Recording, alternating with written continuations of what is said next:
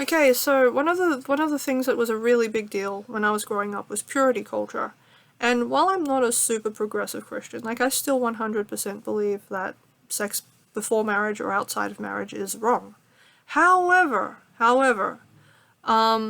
there are problems with purity culture in that it places excessive emphasis on the concept of sexual purity to the point where it eclipses all other aspects of being a Christian, and to the point where sometimes people will feel motivated to take actions towards sexual purity that would be morally unjustifiable in any other case.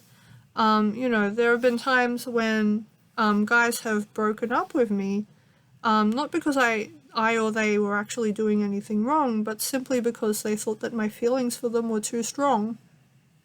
There have been times when, one of the things that happened to me years ago was I was in the middle of a pretty dang good relationship with a guy, and all of a sudden he got his hands on a copy of I Kissed Dating Goodbye. It's this book that basically made the purity, the whole purity culture what it is.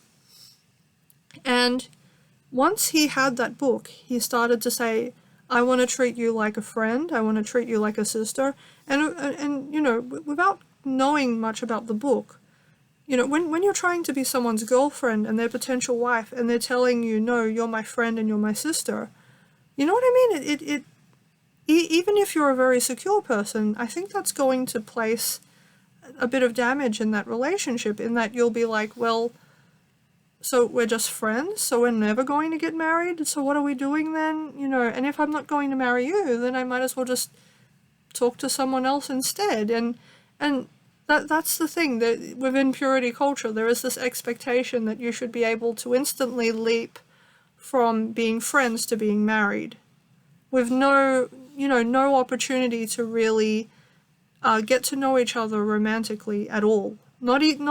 And when people hear me say that, they could very easily misunderstand and think that I mean sexually. And I do not mean that. I mean, when a man and a woman spend time together, one-on-one, there is a chemistry that comes out of that tells you whether or not you could actually be a couple.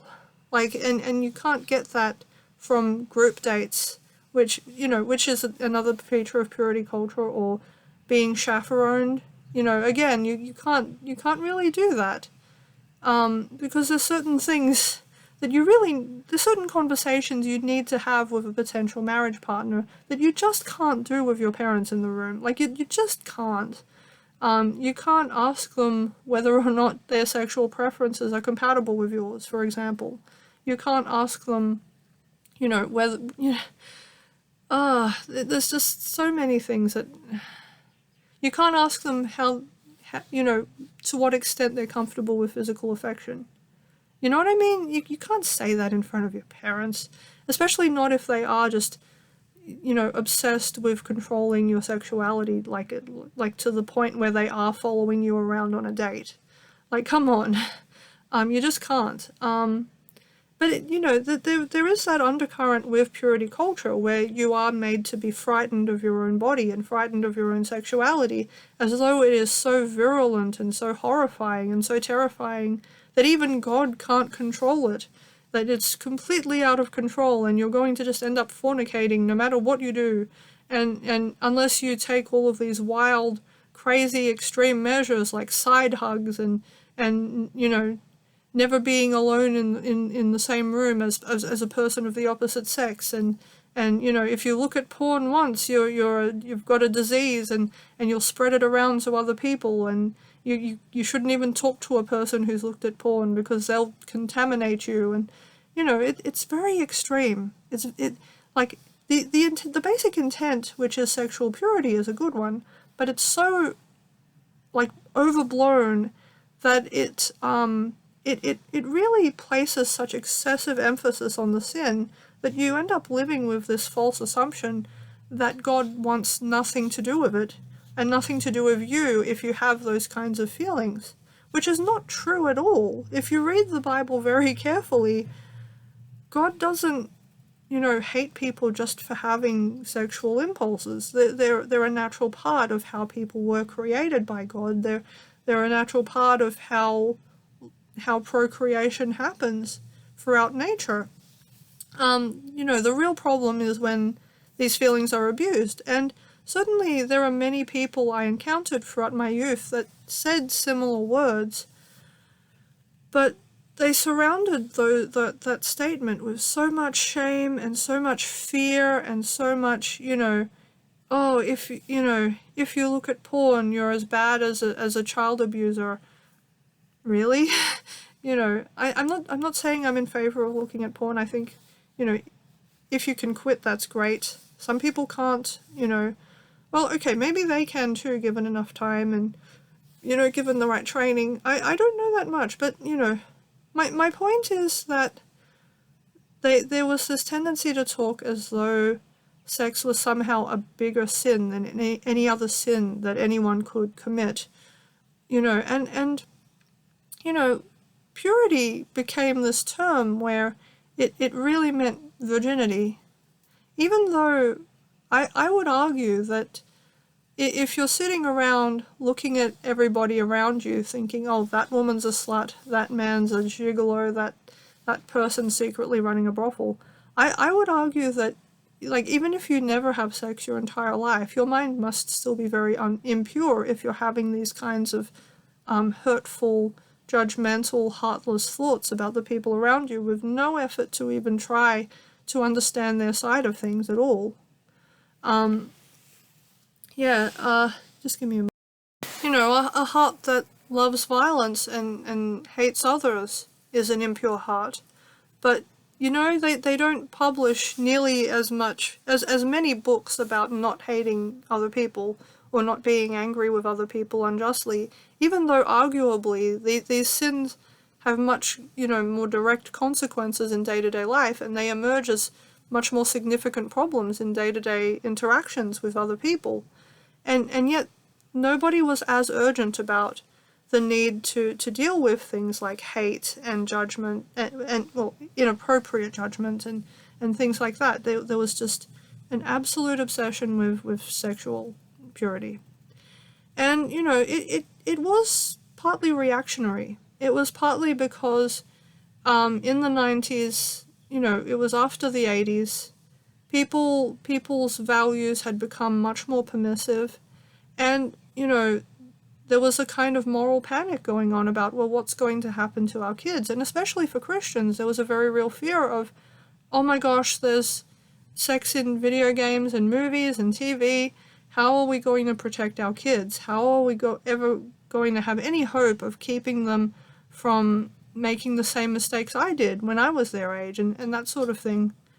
When it has to be said that culturally, the 70s, when those parents would have been growing up, were very different from the 90s, in that the 70s were a very deliberate time of sexual exploration, whereas the 90s, I think by then, people had become a little more conservative and a little more interested in monogamy.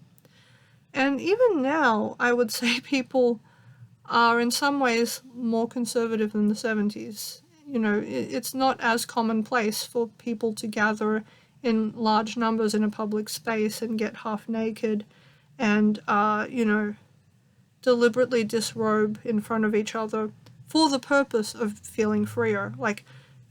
Yes, I'd be remiss if I said that never happened anywhere, but I feel like it's not as culturally aggressive as it probably was back in the 70s. There's more of a sense of, oh, I'm just going to do this, and less of a sense of, I'm doing this to prove a point, So I feel like in a way and also there's a greater sense of wanting to protect people from rape and molestation. And so, and in some ways that necessitates a pull towards a kind of conservatism. Not conservatism as our grandparents knew it, but conservatism as in, wanting to protect people who want to make, there's more of a sense that it's okay to say no now than there ever was before, which, frankly, if that had existed when I was much younger, it would be a lot easier. But yeah, the 90s were a very complicated time, and the early noughties as well. And, but yeah, the one of the weird ideas that came out of this sexual purity movement was this, these fears of, if you kiss someone like that you go on a date with, or even if you have romantic feelings for them, and ultimately you end up breaking up and marrying someone else, isn't that like you were cheating on your future wife? And for years, I believed this without question. I believed I subconsciously believed this idea of, if I went on a date with somebody, that I had feelings for, or if I even just incidentally formed feelings for somebody that didn't lead anywhere, and then I was with somebody else, that it was somehow adulterous and somehow less pure than if I had never fallen in love with anyone else before. But it's problematic to think this way, because falling in love is actually highly involuntary in a lot of ways. I mean, you can make choices to make it less likely, and you can certainly adopt tactics to try to delay it or forestall it or minimize the odds. But the problem is that you have no way of knowing who you're going to marry in the future. The only way you can find that out is if you actually take the time to get to know the people you feel attracted to. And so, but what that means is there's this weird thing where people don't date within Christendom unless they're sure that they want to marry that person, which makes things even worse, because then from day one, you're talking like, yes, we're definitely going to marry, and so then later on, when something bad happens, first of all, it's a lot harder to leave, because then you're like, well, I'm reneging on that promise, oh no.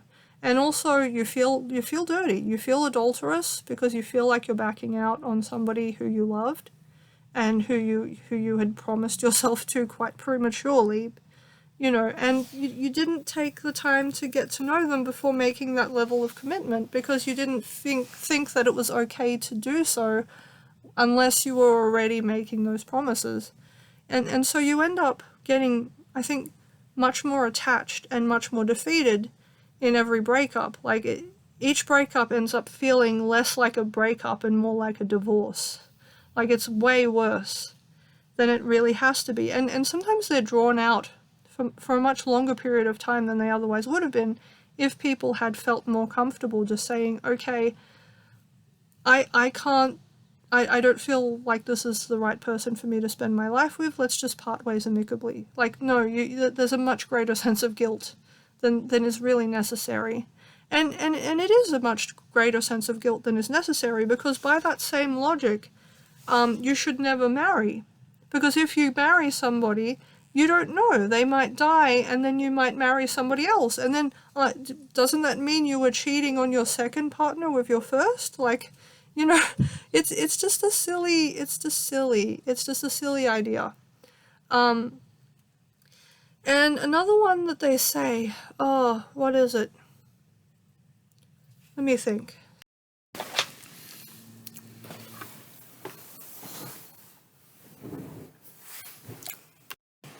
Well, I can't remember what it was right now, but maybe I'll talk about it in the future. But just, yeah, and when I say all of this, it can sound like I'm being really disparaging, and I don't mean to be. It's more like, this is a philosophy that I've found really unhealthy in my own life. Like, it has made me so neurotically afraid of my own body that I constantly imagine illnesses to be within my body, like, that are just not there. Like, I've been checked repeatedly and the doctor's like, no, you're fine, but I'm somehow still convinced that there's something wrong with those parts of me, because I've been taught all my life to fear them to a ridiculous extent. Like up until I was about, I think, maybe 15, my family had me believing, like my mother had me believing that babies just appeared spontaneously within a woman's body if she happened to sleep in the same bed as a man, and that sex was something that humanity invented as a way of sinning against God. Like that's the extent to which this stuff is sometimes taken. That there will be lies, and there will be this assumption that it's best not to teach your kids about these things, because they're like, well, if you don't want your kids to shoot, don't teach them how to use a gun. If you don't want your kids to drive, don't teach them how to drive a car. But that doesn't apply to the human body, because you can lock up a gun, you can leave a car in the garage, but you wake up every day in your body having to deal with whatever it does. So just not teaching your kids is not necessarily going to help as far as purity is concerned.